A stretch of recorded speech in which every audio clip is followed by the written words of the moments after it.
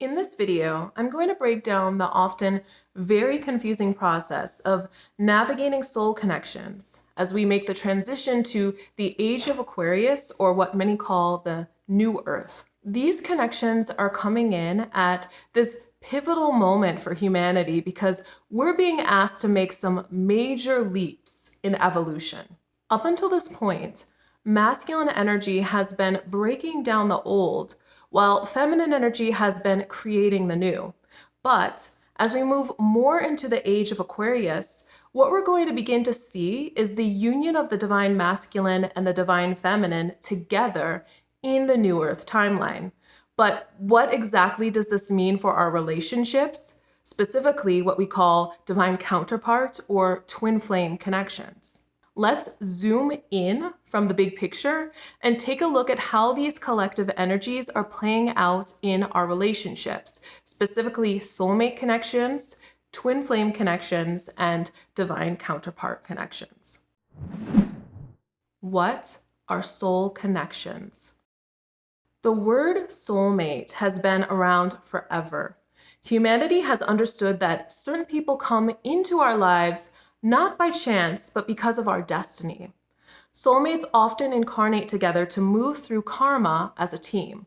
A soulmate can be a parent, brother, sister, teacher, or friend, but of course, they also can be and often are romantic partners. Specific soul groups or soul families will incarnate together over and over again to play out and resolve lessons and repeating cycles of karma. For example, your father in this life could be your brother in your next life, and in both lives, you may be working to clear and heal familiar ancestral trauma and patterns. Often soulmates, specifically romantic ones, will overlap with a phenomenon that many call trauma bonding. Because, as you can imagine, people who tend to incarnate together, or even within the same time periods, will share similar wounds and trauma patterns. The pull to these connections will feel strong, and when romantic, can often lead to lustful feelings, obsessive thoughts, and an overall neediness or codependency. We can feel a rush of dopamine, safety, and familiarity with these connections. This is what is happening in our psyche and our physical body, while what's happening on a soul level is that our soul is pulling us towards these people to resolve karma. Some soul connections are positive, while others can be very toxic, and many are a mixture of both as we move through the process of healing and understanding and knowing ourselves. Signs of a soul connection can be as simple as just being born in the same family, the same area, or even just the same culture. Soulmates often have similar interests and compatible personality traits, which makes getting along easy. But these positive similarities also come with similar wounding and patterns of addiction and trauma. Each soul is responsible for making the choice to either feed into the old patterns or move past them and evolve. A negative soulmate connection is often referred to as a karmic connection because these connections just keep you cycling through old stories and patterns. With these connections, both people will feel like they're not making any progress in life. Health issues, accidents, money problems may continue to come up as reminders from the higher self that you are stuck in a loop.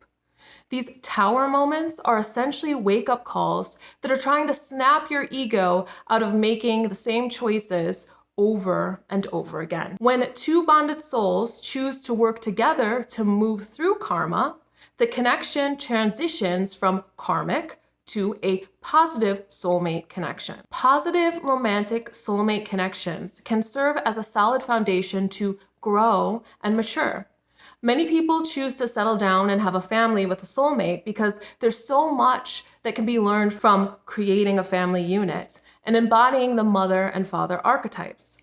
Responsibility, self-sacrifice, and loyalty are some of the positive qualities that can be developed from building and nurturing a family, especially a conscious family where all are working hard to break down old patterns and establish new healthy ones. A major part of creating a solid foundation for the new earth is the development of conscious family systems.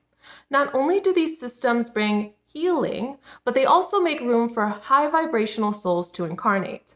Many starseed children who have little karma are born into these families so that they can get a head start on their missions without the need to heal from painful childhoods. These New Earth children come into the world knowing exactly what they are here for. Their masculine and feminine energies are balanced, so they have no interest in karmic or codependent connections. They are sovereign within themselves, and just their presence collapses old timelines. Both these New Earth children and certain highly evolved souls have graduated beyond soulmate connections and are ready for twin flame or divine counterpart connections. What are twin flame and divine counterpart connections? Let's start by talking about twin flames. The concept of twin flames has become really popular in recent times, and the term tends to be thrown around haphazardly. Unfortunately, many soulmate connections, and even worse, trauma bond connections, have been mistaken as twin flames. A twin flame connection is kind of a mix of all connections. They are soulmates with shared past lives, similar karma, similar trauma, but they often are very different from each other. Their souls are a frequency match, but their egos and personalities have had different experiences. They often come from different upbringings, but their soul bond and shared past lives allows them to just get each other. They understand each other like no one else in the world can. For the purposes of this video, I'm not going to go deep into the nature of a twin flame connection. If you want to dive deeper into this topic, please check out my video, The Psychology and Science Behind Twin Flames. What I would like to focus on in this video is the reason twin flames have incarnated at this time. Because a twin flame knows you at a soul level, beyond your ego identity in this life, and the love is unconditional rather than familial or romantic love like a soulmate, the connection exists outside of space and time. And because this connection exists outside of space and time, it operates as a pleasant wake-up call rather than a painful wake-up call like the tower moments that I discussed that occur when karmic partners are trapped in repeating cycles. There's no possessiveness or ownership in a true twin flame connection, just pure love. These connections are not meant to come together in the typical, traditional, or patriarchal marriages or relationships. Instead, they're all about freedom and inspiring us to ground our highest purpose and highest timeline. A divine counterpart is like a twin flame, but they don't share the same higher self and may or may not have had past lives together. In the past, I've even used these terms interchangeably because ultimately they do have the same purpose. Just like a twin flame, a divine counterpart's love is not possessive and does not lead to a traditional relationship or marriage.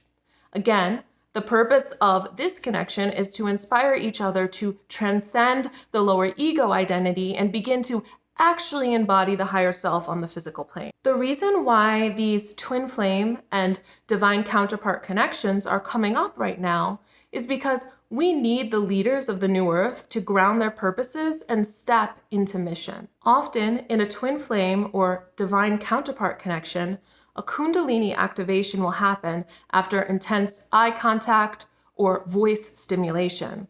This then sets both souls on their journey of clearing out residual karmic patterns so that they can step into their soul's mission and become fully self-actualized.